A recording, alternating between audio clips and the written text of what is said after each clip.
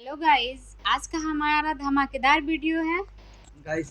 खेसारी लाल जी का बर्थडे का happy birthday Khesari ji. हाँ, बहुत जन्मदिन की बहुत बहुत शुभकामनाएं। आप ऐसे ही भोजपुरी को बहुत बहुत ऊपर लेके जाइए। और ये सॉन्ग जो डेडिकेट किए हैं अखिलेश कश्यप जी सिंगर है। हाँ, और साथ में शुभम तिवारी जी और निशा सिंह जी, जिसका राइटर हमारे अखिलेश कश्यप जी है, जो कि बहुत जबरदस्त गाना है। देखने में बहुत मजा आने वाला है सॉन्ग को। चलिए पहले सॉन्ग देखते हैं और फिर हम लोग अपना डिक्शन देंगे और आप लोग भी फुल एंजॉय कीजिए इस गाने को। तो गाइज खूब सारा स्वागत है आप लोग का हमारे चैनल पे रायनु रिएक्शन। मैं अनुपमा। गाइज मेरा नाम अनुपम है।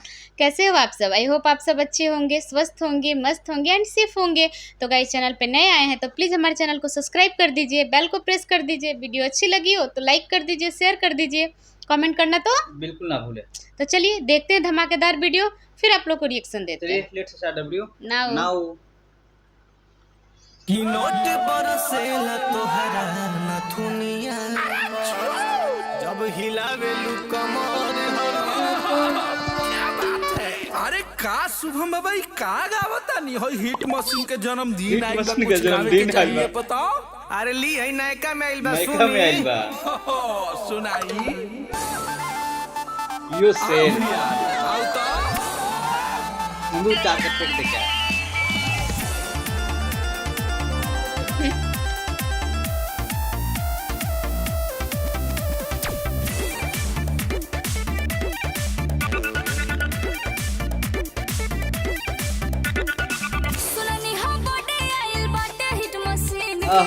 अरे ठीक सुन बाड़ू ट्रेंडिंग में चला ताटे चर्चा जन्मदिन के। अरे तो नाउ हिट मशीन सुननी हम बर्थडे आइल बाटे हिट मशीन के। ट्रेंडिंग में चला ताटे चर्चा जन्मदिन के।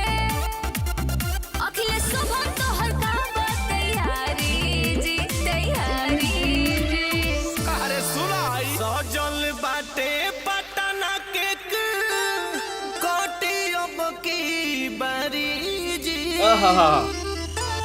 झुके झुके जियत रहिए भैया खेसारी जी झुके झुके जियत रहिए भैया खेसारी जी झुके झुके जिया यह भोजपुरी के तो तोहर जरूरत हरदम रहे।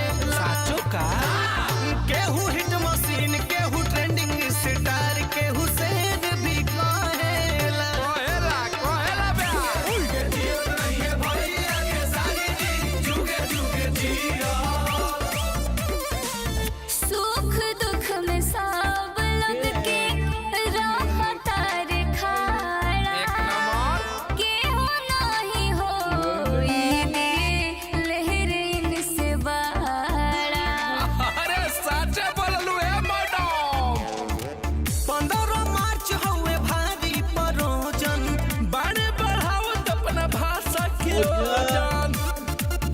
पता चल कि जोसन होई भारी जी भारी जी। नामवा नइखे बुझा सजल बाटे छपरा केक सजती अब की बारी जी अरे झुके झुके जियत रह भैया के सारी जी झुके झुके जियत रहिए भैया के सारी जी झुके झुके जिया माइया बहनियन के दुआ बा पढ़ ले बा तहरा सोझा सब लोग धुआ बा। हुआ बा झुके झुके जियत रहिए भैया के सारी जी झुके झुके जिया भैया खेसारी जी। घर के चूल्हा सोना इनके नाम से जा रे। इनके लेखा बेटा मिले सबके घरे घरे। अरे जियो क्या बात बोली हो इनका मेहनत से सभी खबर आता सारा फिल्म गाना सुपर हिट जाता। हिट पर हिट देके भूत सब पर झारी जी झारी जी। आपका दोसरे झाड़ी जा अरे बक्सर सजल केक कोटी अब की बारी जियो। जी झुके झुके जिया तोरा भैया के सारी जी झुके झुके जियत रहिए भैया के सारी जी झुके झुके जिया हम तो भोजपुरी भाषा के लिए जीते और मरते जियो हैं। शेर, happy birthday to you hit happy machine. Birthday to you. Happy birthday to you. जुगो जुगो जियो भैया ji. Khesari ji, happy birthday, wish you many many happy returns of the day. Hit machine, hit machine, trending star. May god bless you. हाँ, guys अभी हम लोग देख रहे थे जो कि जबरदस्त सॉन्ग है, बहुत अखिलेश मजा आ गया। कश्यप जी राइटर है हाँ। और इसका मतलब सिंगर भी वो भी वही है। उसमें वो भी सिंगिंग किए हैं। हाँ, बहुत मजा आ गया सिंगर बहुत। सॉन्ग को सुन के। गाइस आई होप आप लोग को भी बहुत मजा आया होगा। बहुत, हम तो बहुत फुल enjoy एंजॉय किए किए, होंगे आप फुल लोग। एंजॉय। आप लोग वीडियो में देख सकते हैं हम्म। कैसे हम लोग एंजॉय किए और मजा आ गया देख के। बहुत। तो गाइस लाइक कर लीजिए हमारे वीडियो को, चैनल को सब्सक्राइब कर लीजिए। मिलते हैं ऐसे ही धमाकेदार वीडियो के साथ, तब तक के लिए हंसते रहिए, मुस्कुराते रहिए। सेफ रहिए। जय हिंद, जय भारत, भारत माता की जय।